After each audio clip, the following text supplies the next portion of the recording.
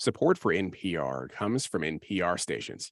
Other contributors include Fisher Investments. As a fiduciary, Fisher Investments is obligated to act in their clients' best interest. Learn more at fisherinvestments.com. Investments in securities involve the risk of loss. Welcome to Friday and welcome to Week in Review. I'm Mike Lewis in for Bill Radke. We've got a full slate of news today, and thankfully we've got the panel to handle it. Joining us today is Business Insider investigative reporter Katherine Long. Welcome, Katherine. Hey, thanks for having me. Publicola co-founder and publisher Erica Barnett. It's good to see you, Erica, virtually every time I'm in the newsroom here. Yeah, it seems to happen. We coincide all the time. Awesome. KUOW arts and culture reporter Mike Davis, another person. And Mike, I want to personally thank you for giving us the sorely needed Mike majority or maybe plurality here in the newsroom. Glad to be here, Mike. You can also stream this show on YouTube and on Facebook. Let's get to it. Some 1,000 Amazon employees, well, that's projected anyway, are planning on walking out Wednesday, May 31st over Amazon's return to office policies and layoffs. Amazon cut 18,000 corporate positions earlier this year and plans to cut about 9,000 more. Katherine, we're fortunate to have you here as an Amazon expert. You've been covering Amazon employee issues for years. What is this all about? Well, the return to office issue is at the core of this proposed walkout. And we say proposed walkout because the organizers have said that they're only going to actually walk out if they get 1,000 employees to pledge to do so. And that's a big number, right? Right. So it's going to be interesting to see if they're able to come up with that number. But what we've heard from employees is that some of them, when they signed on with new jobs at Amazon, they were sort of promised in a handshake agreement that despite Amazon's proposal to return to an office-centric culture, their jobs would be remote virtually forever. And so they moved into places that were several hours away from the Seattle headquarters, and now they're being asked to come in 3 days a week. They're pretty upset about that. Earlier this year, 30,000 Amazon employees signed a petition asking the company to walk back its return to office policy. That petition got flatly rejected. And now they're preparing. Almost immediately rejected. immediately smacked down by Amazon's HR chief. And now employees are preparing for more escalation in light of Amazon's insistence that they come back to the office, and also in light of continued layoffs. And the last issue they're organizing around is climate issues. Amazon Employees for Climate Justice is one of the groups that has propelled this walkout pledge forward. And they're saying that Amazon is failing to decarbonize its operations. We know that Amazon is undercounting its emissions. Yesterday, we learned that Amazon has given up on one of its climate pledge goals to make 50% of its shipments net zero by 2030. The company has said that that goal is made redundant by its overall pledge of reaching net zero across all of its operations by 2040, but employees don't see it that way. Well, and they did name an arena. Wasn't that enough? Apparently not. Let me one quick follow-up with you, Katherine. Do you think that, and you would know this better than most, do you think that Amazon, which isn't done with layoffs, obviously, is maybe seeking a cheaper form of attrition with employees who might quit over this issue? I think that's certainly possible, but that remains to be seen. Mike, question for you. Given the layoffs across the tech sector, the slowing economy, how much leverage do you think workers actually have right now? There's been some talk that all of these layoffs across the tech sphere and other companies is really an effort not just to lose employees, but to reset expectations on job future, job permanence, what you can demand in terms of benefits. How do you feel about that? Do you think that there is maybe a corporate reset going on here? I think there's a major reset going on here. When I say here, Seattle feels like we're at the epicenter. We see what employees are doing at Amazon. We see the Starbucks employees. We're right here in the center, but it seems like we're getting that reset on both sides, right? So We're seeing the layoffs. We're seeing Amazon come with the mandates. We're seeing Microsoft. We talked about this last time I was here. But on the other side, we're also seeing employees pushing back. So when we see things like the petition, we see this walkout, we see the rising talk of people quiet quitting.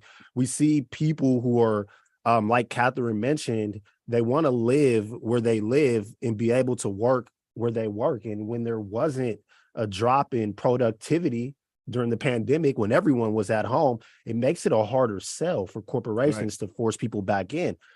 I'm actually curious to hear from Erica on this issue because I just want to know, is there a connection with these corporations trying to force people back into the downtown core and the city wanting to revitalize downtown? Because what's really at the center of this, Mike? That's the real question. Why? Like, what does Amazon get from having this battle with their employees of trying to bring them back in the office? We know it's a disaster to work in Amazon's warehouses, but under Bezos, people actually liked those corporate jobs. Right. What do they gain from trying to bring people back? And that's the big question. Yeah, I mean, I don't think you have to be a conspiracy theorist to think that, there is a connection here.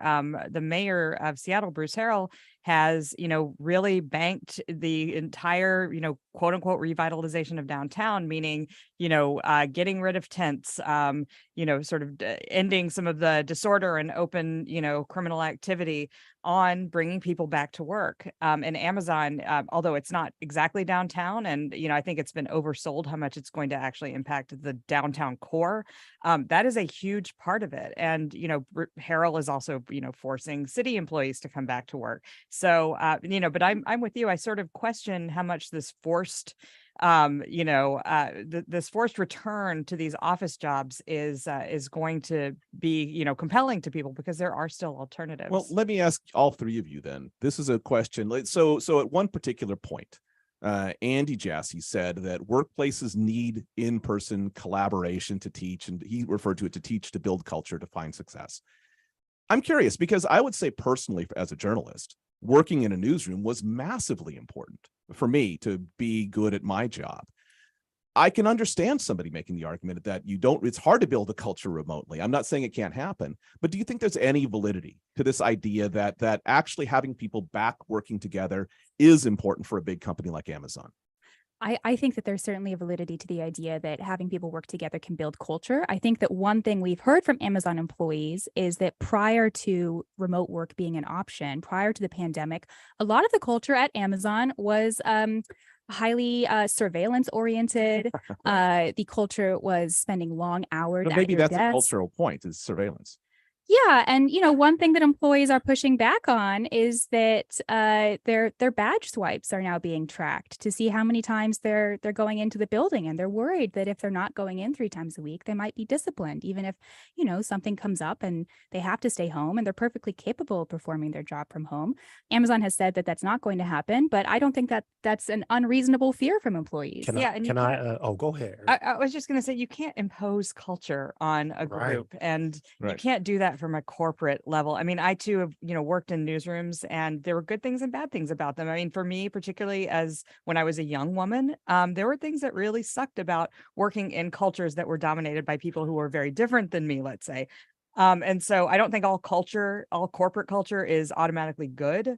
Obviously, surveillance culture. I mean, I can't imagine what that would be like. But I think you can build culture in an organization more organically than that. And that does involve in-person collaboration. I don't think it's all or nothing or one or the other, but I think when it's mandated from above, it's sort of doomed to fail. Mike? This is why I like when Erica is here. We're in sync. And, I'm sitting with these two esteemed reporters, and I'm taking the reporter hat off. And I'm going to just be real with you. We don't want your culture. Like I come from a generation, we don't care about that. Like we're not coming at work to find our best friends anymore. We have lives outside of this. We are also not looking to work for one organization for 30 years and pray to God that you honor our pension. We're out here, we're job jumping. I can't tell you how many different places I've worked in the last 5 years. These companies have to serve us. And it's not the other way around anymore. Amazon could do whatever they want, but I bet you a lot of those employees are going to leave. And it's different for Amazon with the rotating door that is the warehouse, but quiet is kept. Cybersecurity is really where they make their bread over there. Like that's a lot of what they're doing. They need people to come in and do this coding. You don't want to lose those people. I guess overall, I'm not here for the idea that we all have to huddle around in a circle and have this forced fake culture. I like where we are right now. We come in when we want to come in, when we need to come in, but the style of having those choices, having those options, and really actually for the first time feeling like we have healthy work-life balances. I don't think workers are giving that back. Let me ask you, you raised some very good points. So what about what Mike just said? Do you feel like, I mean, your opinion of Amazon's culture or culture maybe from a workplace standpoint is a little dimmer, I would say, than Andy Jassy's. What do you think about it? What are you hearing from Amazon employees? Do they feel like this culture is less constructive or more deconstructive than it is actually helpful? So for full transparency, I haven't talked to Amazon employees about this most recent return to home imbroglio, return to office imbroglio. But what I've heard from employees in the past is that in general, when they were allowed to work from home full time, they felt like they had a lot more control over their schedules, and they felt like they could do the work that was being asked of them and then sign off. They didn't need to stay penned to their desks. FaceTime, things like, like people seeing them at their desks, right? Right, exactly. So I think that is where some of this unhappiness over the return to office mandate is coming from, as well as folks who have been hired during the pandemic and are, don't live anywhere close to the offices. Right. And the people who actually came into their job and they were working remotely, now they're going to have to find some way. And the deal right now, as I understand it, is a 3-2, correct? 3 days in, 2 days out for most corporate employees, or is there exclusions on that, or do you know? It seems to be somewhat manager by manager. My colleague Eugene Kim reported on that last month, that some organizations seem to have more flexibility than others. And I think that's another source of tension. Right. That your boss is different than someone else's boss and your ability to come in and out. Well, one of the things that you also brought up that they were unhappy about is the whole issue regarding Amazon and its climate pledge. Let's move to sort of collateral element on that. And Seattle City Council approved an ordinance Tuesday that attempts to protect tens of thousands of more trees in the town and create new requirements for replacing those that are cut down. The city council members passed this ordinance 6-1. Several council members said that the ordinance is not perfect. Erica, let's start with you. What does the ordinance do, and what is so imperfect about it? Well, essentially, the ordinance extends not really protections, but restrictions on the removal of tens of thousands more trees, as you said. By different measures, it triples, quadruples, or even 10 times whatever the word for that is, the number of trees that will be restricted. So now, if you want to remove a tree on your lawn, if you are a developer who wants to build a duplex or fourplex, you're going to have to look at the size of the tree, input it into a formula in some cases, and either replace the tree with one that will grow as big as the tree you're removing, or spend up to tens of thousands of dollars, depending on the size of the tree, into a fund through which the city will go and replace trees. Right. It's something they expected. It seemed like a rather small amount. It seems like they expect the fund to collect like $190,000 next year. Or yeah, and that's going to be dwarfed by down payment on one house in Seattle. Right, and it'll be dwarfed by the amount they're spending on administrative overhead and new City of Seattle government employees, which I think is around $300,000 per year. So, in a strictly economic sense, it's going to be pretty futile. So what's really going on here in your mind?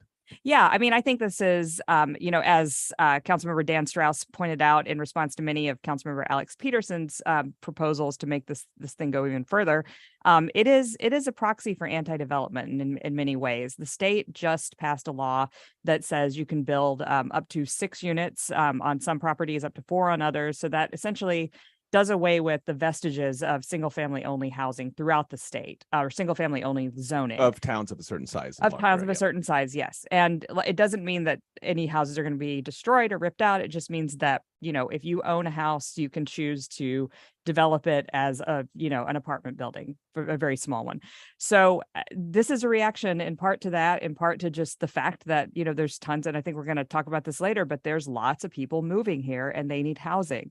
And so there's always been this tension between, people who say they want to protect the urban forest, which they define as being only on private land, in people's yards and things like that, and the need for more housing. I will say, one of the things that I've really hammered in my coverage of this is that the major or almost half, and the plurality of trees that have been removed or lost in the city are on the city's own public lands, including parks. So the city could decide that it wants to prioritize that if the concern is really trees, which is why I would cast a somewhat skeptical eye at that claim. Well, I was going to sort of turn this to Mike, because sometimes the issue of a tree canopy in neighborhoods that have good tree cover as opposed to ones that don't has been called a matter of equity as well. There are neighborhoods, the treeless neighborhoods, the neighborhoods with fewer trees in the neighborhood, you can almost overlay the map with level of income and number of trees in all throughout Seattle. I mean, when you see an ordinance like this, Mike, do you feel like this is, I mean, and also these less expensive neighborhoods, there's not an inexpensive one in Seattle, but less expensive neighborhood, that's also, those are the ones most under threat or under the possibility of development. Those are the ones where houses are getting purchased, areas are getting gentrified. I mean, when you see this ordinance, Mike, what do you think? When I see this ordinance, that was the first thing that I thought. I thought about the South End. I thought about what's going to happen to the neighborhoods, what's going to happen to our neighborhoods. When you look at, you mentioned that you can lay that map over and see, how wealth versus trees. Right. But that's literal. Like NPR literally did that. Right. They had that study in 2019. They also looked at during heat waves, how hot certain neighborhoods got. And right here in Seattle, there's a 14.5-degree difference. Think about that. In neighborhoods within our city. Right. So like when you look at the map of, looking at Rainier Beach versus looking at Magnolia, and we look at heat waves, we just had a heat wave this month. So when these heat waves that are coming through happen, who's going to be impacted by that? That's the South End. So all of this jargon, all of this political talk, it all missed me. All I really want to know is, what does this mean for the South End? What does this mean for the people in those neighborhoods? Is it going to get hotter over there? Are they going to have trees? It's really nice to say that this new ordinance will protect 88,000 trees versus 17,000 last time. Where are those trees? Whose neighborhoods are they in? And who gets the benefit of having shade in their neighborhood and who doesn't? Well, Katherine, you brought this up once before about how it feels, I think you mentioned this in notes, that it feels like the city is pushing a responsibility from itself and its own land to homeowners and to developers. Is that true? Or certainly the people who are behind this proposal are doing that, right? So building on Erica's point that the vast majority of the trees that have vanished in recent years are on publicly owned land, yet the contours of this debate are all about trees whose the responsibility for caring for those trees rests with homeowners or property owners. It seems strange to me that the people who are behind this proposal seem to have co-opted the contours of this debate to move it from why can't we plant more trees as a city, right, especially in places that need them, to we need to save trees that are in these largely wealthier neighborhoods. Yeah, and I would, just add to that. I mean, to in direct response to your question, I mean, it doesn't do anything to plant trees in the South End. I mean, there was at one point, Alex Peterson had floated an idea that was just, a non-starter to essentially force people who removed a tree, like if I had a lawn, cut down a tree, whatever, developed my property. So I could either pay into this fund, or I could go to the South End and I could choose a spot in front of, your house and say, I'm going to point, and literally, and I'm going to plant a tree that you did not consent to in front of your house of a type that you had nothing to say. I mean, that will now need to take care of. Yeah, that is now your responsibility. I mean, it would have been the city's responsibility for a while, or actually would have been the homeowner's responsibility for a while. So there's this, there were some bizarre ideas that were being floated, but what really needs to happen is the city needs to invest heavily in tree planting in areas that are these heat islands that are, historically incredibly disinvested, and not worry so much about, or not pretend to worry, I would say, so much about, these leafy, lush areas in North Seattle and Magnolia that are not in imminent danger of losing massive amounts of trees. So I just feel like the whole thing was, a proxy for anti-development and sentiment, and the new rules are pretty Byzantine. Well, 40 pages worth. I mean, I was looking through other city ordinances. It has more written about it in city ordinance than many other things that one would assume are a little bit more important. We're going to take a short break right now. We'll be back in a minute with more Week in Review.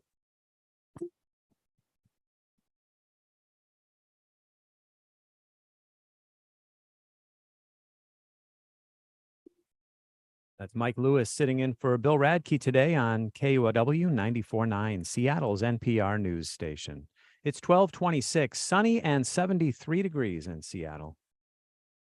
Hi, this is Bill Radke. We're grateful if you've participated in our latest drive. And if you haven't yet, we have to keep growing the community of monthly supporters so we can keep working in service of the truth. And you're right to know.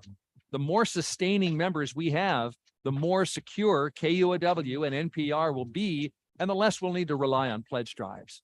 Please be part of the long-term solution by becoming a monthly member today at KUOW.org. Thank you. Every day we're hit with headlines, hot takes, TikToks, and tweets. But when it's time to go deeper, all you have to do is listen. Join me, Kim Malcolm, and All Things Considered as we bring you in-depth news and maybe even a story that surprises you. Listen to All Things Considered every weekday afternoon on KUOW, starting at 3.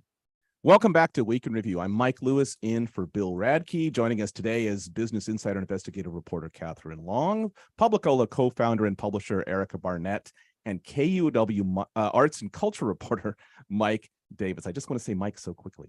The issue, this story caught me a little bit off guard. The FYI guy for the Seattle Times pointed out that Seattle, after a bit of a slump in population, and while most urban centers lost a lot of population during the pandemic, including Seattle, some have started to make a comeback, and leading the pack is Seattle, which according to the Seattle Times is again the fastest growing large city in the country. We are now at the cusp of 750,000 residents. I think the number is right at 749. Mike, you first. Why is Seattle growing again after just a brief slump during the pandemic? I think that's easy. Seattle is, and look, I point out Seattle's faults all the time, but I live here by choice. Seattle's a great place to live if you can afford it. If you can afford it, it's the place to be. I mean, we got access to hiking, beaches, oceans, trails, all that. We have a wonderful arts and culture team. We have so many professional sports teams. This is the place to be. And for a while, a lot of those high-paying tech jobs were allowing you to live wherever you want. So you didn't even really necessarily have to be in downtown or be anywhere congested. You know, like there's so many options. It's a great place to be. Katherine? Well, one thing about this data is that it covers the period from I believe summer 2021 to summer 2022. And what we know about that period is that tech firms in particular were hiring like gangbusters. The recent onslaught of layoffs that we've seen at some of those larger firms really started sort of towards the end of 2022. I attribute a lot of this growth in population to that hiring at places like Amazon. And let me push back on that a little bit, because that was also a lot of remote hiring at that particular point. In fact, that's what the job recruiters were frequently saying is it's a non-starter at some of these companies back then being 2 years ago, that you couldn't really get much talent unless you promised remote work, which of course we talked about in the beginning segment, because now the tension of getting them back into work. I mean, I can understand an employment increase, but a population increase sounds to me like maybe something different. Or what do you think? I think that's a good point. One thing I would suspect is that there are a lot of ancillary firms around companies like Amazon and Microsoft that were also doing a lot of hiring at that point. And I'm not entirely sure what their return to office policies were, but I would also suspect that folks who were getting hired for those firms, maybe they wanted to move to the area for all the reasons that Mike Davis mentioned. Erica, you've brought this up in a variety of ways, but I mean, a lot of what we've talked about on this show, and the show has talked about at other times, a lot of those things sort of stem from one load-bearing pillar, and that's Seattle's growth. When we're talking about homelessness, when we're talking about the affordability, when we're talking about congestion, when we're talking about everything, it seems to all come back to a city that grew so fast and so painfully that it's created these problems that we're now starting to reconcile with. So how should we feel? I mean, if you're the Chamber of Commerce or you're, a business organization, you're always pumping up like, hey, we're growing again, we're popular again.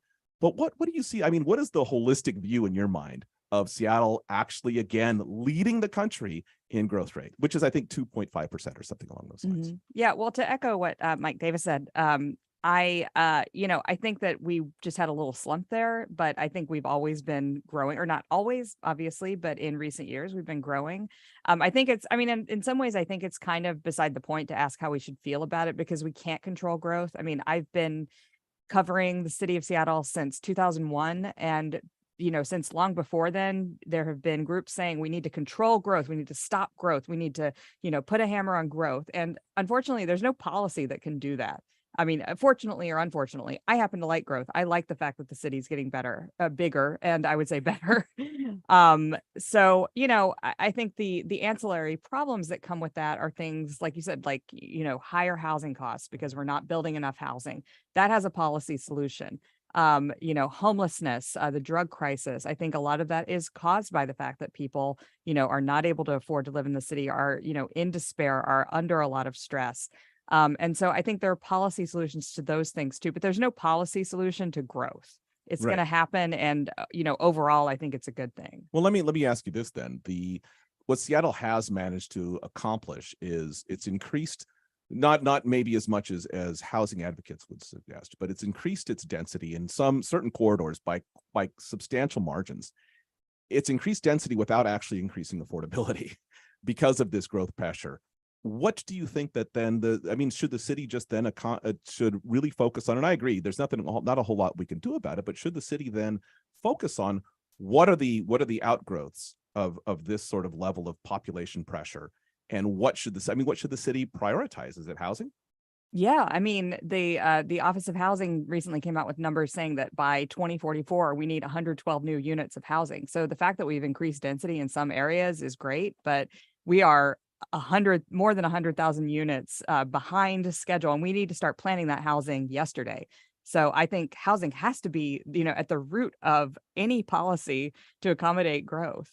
Mike, when you see, I don't know if you were surprised. I was surprised. I knew that Seattle had flattened for a bit and dipped for a bit. I did not expect it to rebound this quickly in terms of growth rate, and I certainly didn't expect it to be leading the pack in terms of big cities in the United States. And I agree with you. I mean, there are, like I always like to say, like I don't go a week here without one tourist moment where I'm just like, wow, this place is remarkable.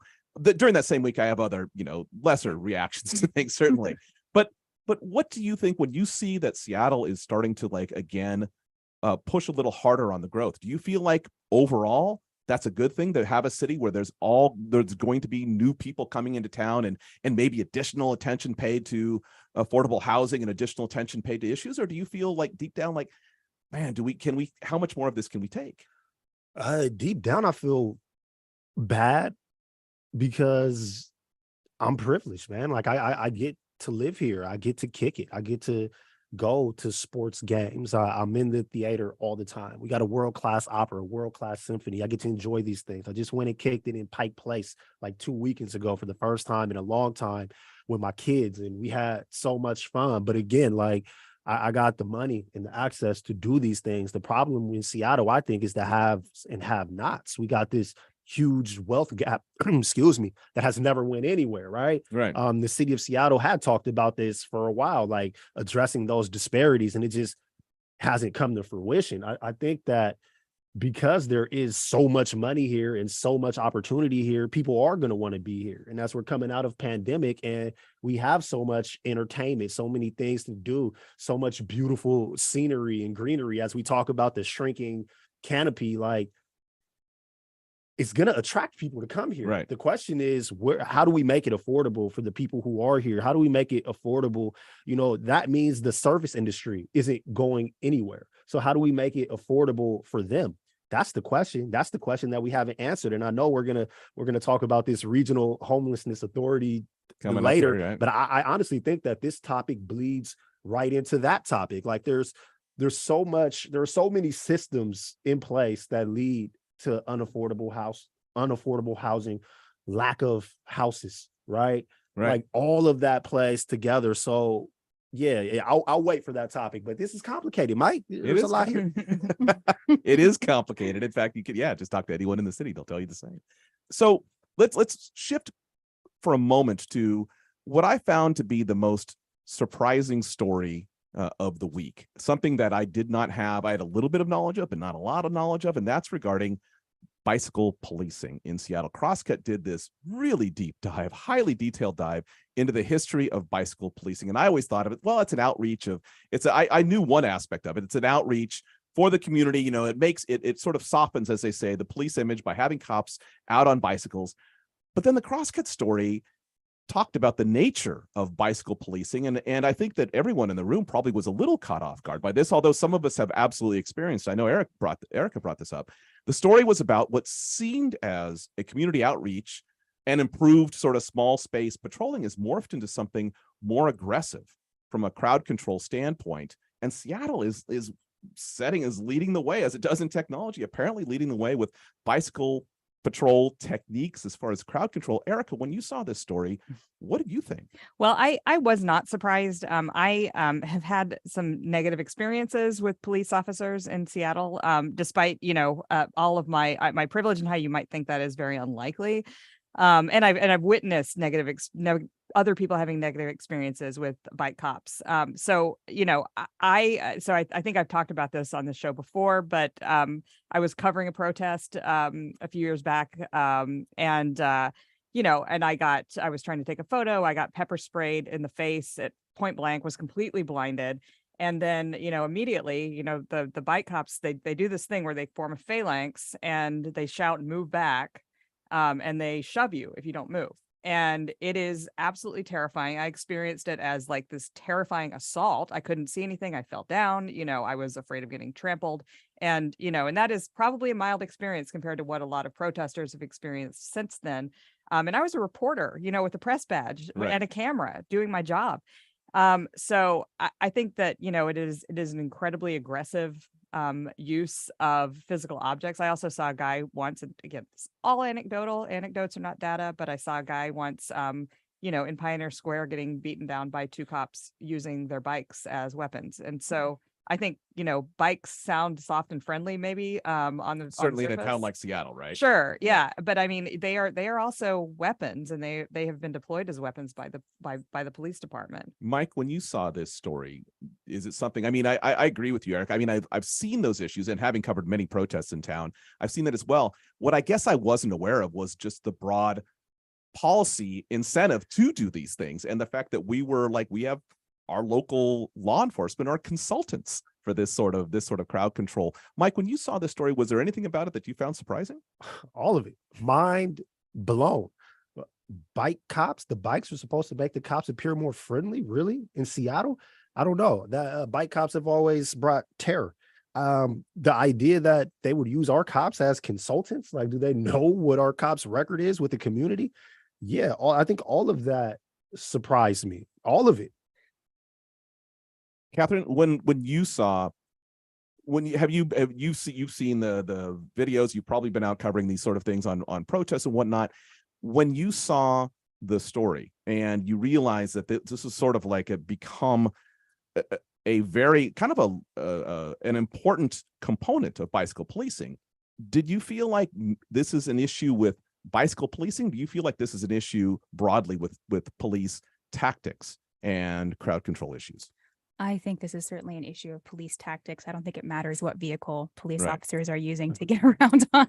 Right. I don't think riding a bicycle makes anybody more friendly. And I admit, one thing that was revelatory to me in this article is that I admit that I have been somewhat suckered by the marketing into thinking, oh, bike cops, they're a friendlier version of policing. And what I found from reading this article is that even in the inception of bicycle policing, that was one aspect of why police officers in Seattle were advocating for using bicycles. But another aspect is they just found it easier to chase down and apprehend people in places where cars couldn't go. So even in the origin story of bicycle policing, it's never been about friendliness. It's been about finding new tools and new utilities to exert force. Well, what about, let me just throw this out then to the group. So there has been, and this has happened, I've been a reporter long enough that this sort of like this cycle moves through. And now we're going back to a lot of advocacy for community-based policing. In other words, having smaller groups of officers in many neighborhoods, foot patrols, the whole business that makes people actually see each other, the police and the citizens and the police see each other as people. And that was always sort of the underpinning, at least the publicity campaign around bicycle policing has always been something along those lines. Who here would see bicycle policing as at least a component of this, if there is some sort of move to return to actually police on the streets? I mean, obviously we're very, very short of police in Seattle, so this is not likely to happen soon, but there's been an increasing call for people don't even know the police officers in their neighborhoods. Do you think that there's a component here, Mike, for example, that actually is maybe could be an effective use of police bicycle patrols? I mean, like Catherine, the bikes are neither here nor there. I think it's about the police, but I think that this topic in general, I usually make a lot of people upset because I do believe in community policing. I do think that it can work. I used to work in the late night program for Seattle Parks. I was at Bitter Lake Community Center, true story. And we had cops that worked in our program. And I watched these cops who were community police officers come in on the weekends, man. They play basketball with our kids. They play football with our kids. They also patrolled that neighborhood, that stretch on Aurora, that infamous stretch. Right. And when, the kids will be messing around during the high school days, some of those cops will pick those kids up and bring them to the community center. Like, can y'all deal with them, right? Instead of taking them to jail. So I have, in a very isolated situation, seen community policing work. And I did consider some of those cops to be friends, man. They was cool people. So like, I know how people look at SPD, and I think that SPD has certainly earned the reputation that they have. You just heard Erica's stories, right? But on the other end, I do think that making cops a part of the community, there is something to that. And I have, with my own eyes, seen cops that were able to look at these youth, these BIPOC, primarily Black youth, and see them as people and not statistics, and see how that changed the way that those police officers interacted with those kids and how those kids interacted with police officers. So it can be done. Unfortunately, I've never seen it done on a large scale, and I haven't heard these type of stories come out of South Seattle. And so this program that you worked on, does this program still exist? Yeah, it's the late night teen program. Yeah. Seattle Parks and Rec. It's still happening. All right, then we're going to take a quick break here. We're going to be back in just a minute with Week in Review.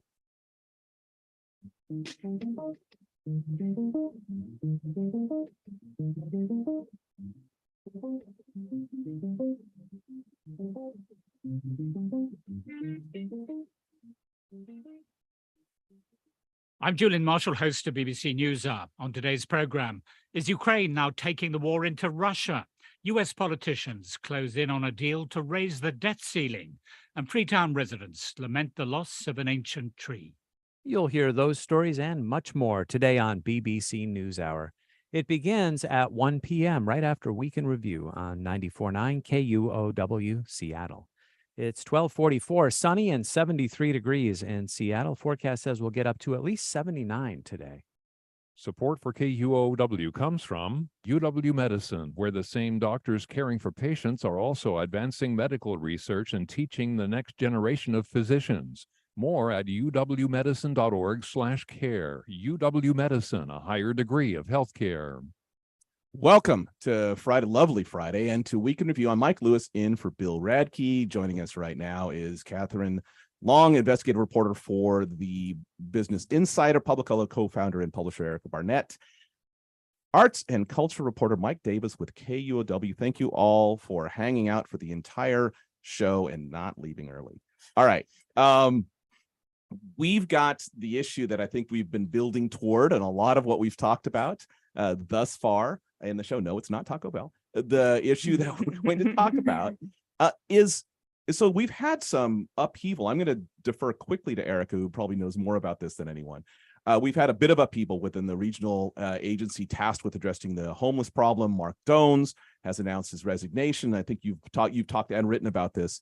Erica, let's talk briefly about Mark and why he might be leaving. I don't know that we have a clear reason for this. And then let's talk about what it means for homeless policy, particularly as it relates to tiny homes in Seattle. First, why is Mark leaving? So Mark, who uses they, them pronouns, is, I think leaving after a bunch of bungles that happened within the agency. It's been really struggling over the last 2 years to sort of define itself and to do some of the sort of basic stuff that an agency like this needs to do, getting contracts out the door, paying the people that it is contracting with. The nuts and bolts. The nuts and bolts stuff was not happening in a fashion that, that providers thought was reasonable. I think there was a lot of kind of visionary big picture thinking that was continuing to go on long beyond the point when policies needed to be getting into place. Mark was often talking about we need to define the problem. And I'm just saying that this is how big the problem is. And so maybe it costs $12 billion when we only have 100 million, but I'm just defining the problem. And I think that we are long beyond the point of defining the problem, although that is important. And to the point of, we need to start implementing solutions and stop learning these lessons that we have learned over and over again. Like, we don't have a lot of affordable housing to just put people into. So when you say, oh, we're going to not do shelter anymore, we're not going to do tiny homes anymore, we're going to slowly sort of move away from those kinds of things and from congregate shelters. Didn't his spokesperson refer to tiny homes as a shantytown or something along those lines? I mean, that's entirely possible. That was not a quote that I got. But yeah, I mean, the 5-year plan that they had for the agency was, initially called for a reduction in tiny homes, while increasing all other forms of shelter, but particularly, quote unquote, emergency housing and just tons and tons of safe lots for RVs, which were just not a realistic plan at all, in the actual city that, and environment that we are actually operating in. So there's just, there was a lot of frustration, I think, with the difference between the vision and the reality. Mike, when you see, and you go like everyone else in town, you walk past the tiny home communities, because that was something that became a little bit of a flashpoint with Doan's administration. Do you see that as a likely, possible, worthwhile solution, or at least a partial solution to what we're dealing with regarding the unhoused in Seattle? When we look at how big this problem is, I don't think we're in any position to turn away any solution, anything that's going to get people into housing. I would definitely agree with. So I don't understand that particular stance that was there. And I don't think that their job was impossible, but I do agree with Erica in that the expectations became impossible to attain. And as we have this conversation, right, our city still growing. Right. We know that we are hundreds of thousands of units behind. It doesn't matter who you put in this position moving forward. The numbers are the numbers. This problem is going to keep getting bigger. There's so many other policies that have to align to really address homelessness that this job can't do it alone. You can only do the things that you can do. You don't got 12 billion. You have what you have. So what are you going to do with it? So turning your back on solutions like tiny homes, to me, sounds foolish. I think you really have to use everything that's at your disposal. And unfortunately, the best person to be in that position is probably going to be a politician, somebody that really knows how to play the game, somebody that really, and Erica knows this, she's nodding, somebody that knows, how the contracting works, how to speak that language and really get in there. And we want to prioritize lived experience, and that is important, but you might need some lived experience with dealing with government agencies. Right. Like how they relate to nonprofits. There's a lot there. Well, there's the old statement, the cliche about that perfection is the enemy of progress, right? That you need to do a variety of things and just try to move it forward. Katherine, what do you think about I think these are a couple of very, very good points. What do you think about the idea that you kind of need a bureaucratic expert, especially on something that's a regional authority where you're dealing with a variety of jurisdictions, a very, very complicated project, a very, very complicated social situation? I mean, do you feel like there's some, at least from what you've been reading, do you feel like there's some merit to this idea that you kind of need a professional with ties to all of these areas, or at least some areas, to actually move the process forward? I think that's exactly right. And Erica and Mike, feel free to jump in and correct me if I'm wrong. But my impression of Doan's, from what I've read, is that they're a visionary. and that maybe we need somebody who's got a little bit more experience in the weeds. Right. And, Well- and Eric, I was going to ask you specifically about this because you've been hammering away at this point. So how long did it take for us to get ahead of this agency, and how long is it going to take for us again? Because this is not, it's a great opportunity and a bad job. Well, yeah, that's funny. What I was about to say is, somebody said to me recently, a source said to me recently, that anyone who wants this job is not qualified for it, should not have it. The philosopher king idea. And so, I mean, it was very hard to get a leader for this agency. The first person dropped out after the agency, was already beginning to kind of swirl in a spiral of chaos. Right. Mark Jones was the second pick, and Mark was in charge of the consulting firm that came up with the whole plan in the first place, which I think, also, made them not maybe the greatest pick for this, for the leader of the agency in terms of flexibility when things don't go according to plan. Well, and he broke the number one rule of consultants, which is consult and escape. Right.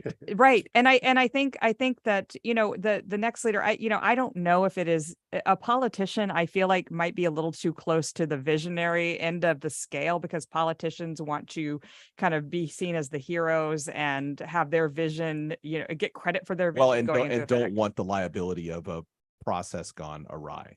Right. And so I think it's going to take a very long time. There's an interim in place right now. She said she'll serve for 6 months, and I think it could take longer than that. I'll throw this out to the group. What do you think what would you say would be, if you had to create a job description? I mean, what would be the top of the list here, as far as, is it just someone who can actually get along with other people, or is it someone who's a great administrator? I mean, and less visionary, but good at moving the process along. What would you say? Collaborative person with experience administering complex contracts. Right. I mean, because it's a contracting job. I mean, it is a lot of other things, and it is. You're routing a lot of money to a lot of different. But you're routing a lot of money. Yeah. And they're supposed to, redo all their contracts next year, because Doan's, said that they're all a disaster and they all need to be redone. I don't know if that's still going to happen. But I mean, if you're going to do that, that's a huge process, and they still can't get people paid on time now. And what's their level of staffing? Are they going to be hiring additional staff for this, or do we even know? They are, but what's interesting about their staffing, so they supposedly have more than 100 staff right now, but I don't know what the actual number is, because they have a lot of positions that they've been hiring for a long time, with like no end date for for when the position closes, which is never a good sign. They're just hiring until filled. And I mean, there's like I don't know how many there are right now, but a dozen, 2 dozen. So I think hiring at the agency has also been a little difficult. Well, and we also have this issue, as Mike brought up, that we've got additional growth pressure now. So this job is going to, one would guess, if we are going to ascribe growth to a variety of other situations in Seattle, this job is going to get harder, probably not easier, right, Mike? Absolutely. You want to know who we need? We need tights and a cape and the ability to fly. It's going to take a really special person to balance everything that needs to be balanced here, and it's going to come with thick skin, because I don't see homelessness hitting zero anytime soon. So you can't come in with no vision zero, none of that. Like, you got to come in and be honest and tell us you're going to do the best that you can do with the resources that you have, and cross your fingers that Seattle plays ball with you. I think we talked about the fact last time when I was on that maybe they should stop attaching zero to things that they're never going to achieve zero on. Yeah, that makes some sense. All right, let's move to a little bit of a lighter subject. I saw this story. I saw the investigative piece in The Stranger. I thought it was pretty funny, but I think that there's a serious underpinning here. So it appears that there's one Taco Bell in Seattle that has unusually high prices. In other words, double what the prices are at many other, and literally Taco Bells that are within a mile and a half. It is the outlier on incredibly expensive. There is and for those of you who don't look at the our Seattle Reddit thread, you really should, because there's all kinds of goofy stuff that pops up on there, and it's really worth a read. That's where I ran across this story. First off, well, so there was a discussion out there. I'm not sure whether this is true, but I'm just gonna have to ask the question on air. There is a rumor that Katherine has never eaten at a Taco Bell. Oh my God, that is so true. That's so true. I've never had a Taco Bell. So actually I was going to ask. Never been to Taco. You've never had a Taco Bell. Hotel. Even when she says it, how is that even possible? I don't know. Don't ask me. But listen, so to set the parameters of this debate, I need somebody to tell me what a Crunchwrap is. Oh, well, okay. So I'm not a Crunchwrap person, but there is this great story, and this is what is also making me happy this week. So you can skip me on that. But there's this great story in the New Yorker that you have to read that is about the science behind all of these Taco Bell creations, and the Crunchwrap I mean, it as soon as the show's over. years to figure out how to like tessellate the parts of the tortilla that goes on the outside. So it's a soft tortilla over a crunchy shell with taco filling, so it's soft and crunchy at the same time. But I mean, there's a massive amount of work that went into engineering this thing so it could be mass produced. My conception of a Crunchwrap now is a tessellated taco. It'll give you a whole new appreciation, even if you don't read. But what was this investigative report? What's the findings in The Stranger? Essentially, that apparently the Stranger had seen postings on this Taco Bell being crazy expensive.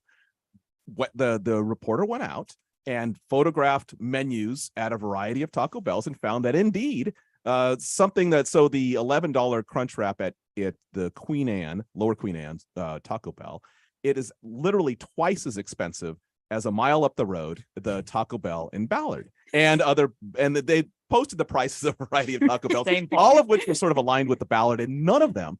And then I started thinking, well, all right, I'm not a Taco Bell person. I don't go to Taco Bell very often at all. I mean, maybe not for years at this particular point. But I was kind of wondering, like, well, I thought that franchises, maybe they would control that a little bit more. Maybe they would actually set the maximum prices. Apparently they don't. But then I started thinking about this. Well, what if, and I'm not saying that they're doing this, but what if that's actually what we should be paying?